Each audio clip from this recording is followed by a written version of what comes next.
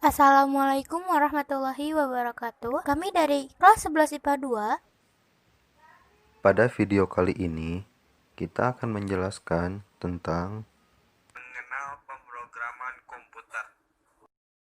Sebelumnya, perkenalkan saya Eka Anggraeni. dan saya Halimun. Dan saya Tengku. Daripada nunggu lama-lama, yuk langsung aja simak videonya. Selamat menyaksikan. Ayo teman-teman, sebelum kita mengenal lebih jauh tentang pemrograman komputer, kita harus tahu apa itu pemrograman. Nah, pemrograman adalah sebuah proses yang mencangkup kegiatan seperti analisis ataupun algoritma yang tentunya diterjemahkan ke dalam bahasa pemrograman agar komputer mudah dalam menjalankan tugasnya. Atau secara sederhananya, pemrograman adalah sebuah proses kreatif menginstruksikan atau yang memerintahkan sebuah komputer agar menjalankan tugasnya, yang tentunya tugas itu diberikan oleh kita kepada komputer. Ada sudut pandang lainnya loh. Ada yang menyebutkan bahwa pemrograman adalah sebuah ilmu pengetahuan, ada juga yang menyebutkan bahwa pemrograman adalah sebuah rekayasa, ada juga yang menyebutkan bahwa pemrograman adalah sebuah skill dan juga seni. Setiap yang kita lakukan pasti akan mempunyai sebuah keuntungannya kan. Nah, sama dengan belajar pemrograman. Dengan belajar pemrograman, kita akan mendapatkan banyak keuntungan. Di antaranya, yang pertama adalah berpikir dengan cara yang berbeda. Kenapa? Karena saat kita belajar pemrograman, kita akan belajar sebuah bahasa pemrograman, di mana bahasa pemrograman itu bisa dibilang sangat berbeda dengan bahasa yang saat ini kita gunakan, atau berbeda dengan bahasanya manusia. Oleh karena itu, saat kita belajar pemrograman, kita akan mendapatkan sebuah hal yang baru dan tentunya berbeda dari biasanya. Yang kedua, berdampak positif pada karir. Kenapa? Karena seperti yang kita ketahui, kita adalah generasi Z, atau dimana kita berada di zaman yang sedang berkembang pesat atau sudah di era modern, dan tentunya sangat berpengaruh pada pekerjaan atau perusahaan yang membutuhkan seorang programmer atau orang yang buat sebuah program. Seorang programmer, karir kita akan menaik seperti itu. Yang ketiga, kita akan menghasilkan lebih banyak uang. Kenapa? Seperti keuntungan tadi sebelumnya, akan berdampak positif pada karir. Tentunya, ketika karir kita naik, otomatis penghasilan kita bertambah, dan itu sangat berpengaruh kepada kehidupan kita. Dan yang keempat, membawa idemu ke kehidupan nyata. Ya, daripada ide kalian dipendam aja tanpa ada sebuah usaha untuk mengembangkannya, gimana kalau kita belajar pemrograman dan membuat idemu menjadi nyata atau menjadikan idemu sebuah program.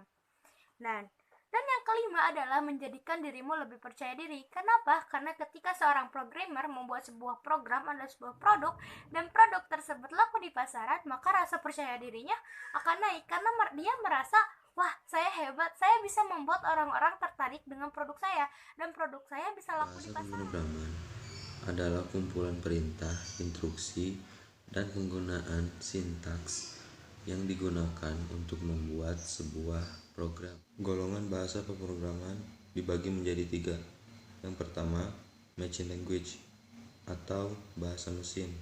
Bahasa mesin adalah bahasa yang mudah dipahami oleh komputer secara langsung, dipresentasikan melalui kode biner atau 0 atau 1. Yang kedua, ada assembly language.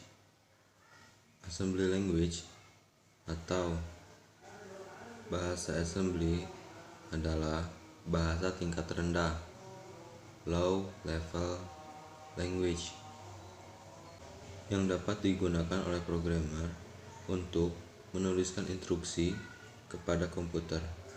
Yang ketiga, ada high level language atau bahasa tingkat tinggi. Bahasa tingkat tinggi adalah bahasa pemrograman yang lebih dekat ke bahasa manusia daripada bahasa tingkat rendah, sehingga lebih mudah dipelajari, ditulis, dan dimengerti. Referensi bahasa pemrograman yang pertama ada Python.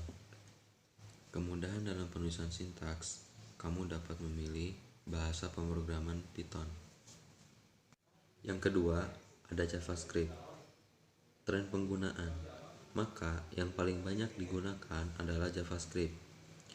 Dan kamu dapat membuat aplikasi web untuk sisi klien dan sekaligus server, aplikasi desktop, game, dan mobile.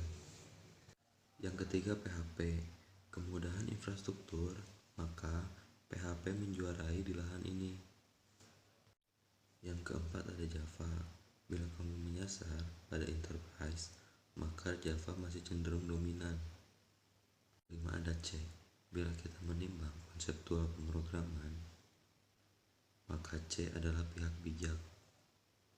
Peluang yang didapatkan oleh seorang programmer adalah: 1.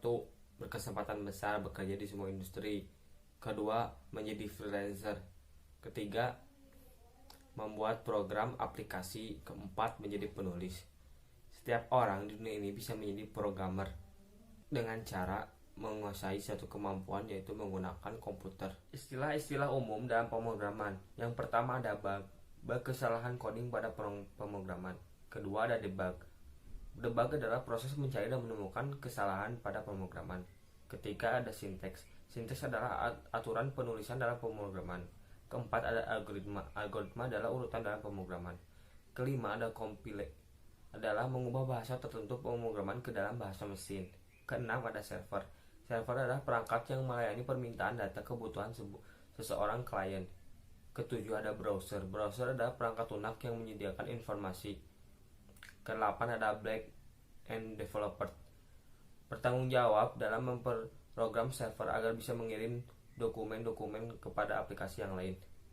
Kesembilan ada front end, seseorang yang berperan mengembangkan tampilan aplikasi. Kesebelas ada full stack. Full stack adalah seseorang yang mampu memperbaiki kesalahan front end dan back end. Saat ini telah banyak media alternatif untuk belajar pemrograman, baik yang bersifat online maupun offline. Untuk metode pelajaran yang terbaik, itu kembali kepada pribadi masing-masing. Adapun langkah-langkah memulai belajar pemrograman secara garis besar yang dapat dijadikan rujukan untuk memulai belajar, seperti tetapkan bahasa pemrograman yang ingin kamu pelajari. Dengan begitu kamu akan menjadi lebih fokus untuk mempelajarinya. Kedua, beli buku pemrograman dan ikuti panduannya. Ketiga, mulailah belajar dasar dari bahasa pemrograman, sebab dasar yang kuat akan memudahkan kita untuk mempelajari yang lainnya dengan mudah. Keempat, jika ada permasalahan saat belajar, gunakanlah aplikasi pencari untuk menemukan solusinya. Kelima, bergabunglah dengan forum pemrograman untuk meningkatkan skill pemrograman. Terakhir, ikutilah informasi terbaru seputar pemrograman, karena pemrograman salah satu teknologi yang berkembang pesat di dunia ini. Terima kasih. Mungkin cukup sekian video penjelasan dari kami. Semoga bermanfaat bagi kita semua. Mohon maaf apabila ada kesalahan. Akhir kata, wassalamualaikum warahmatullahi wabarakatuh.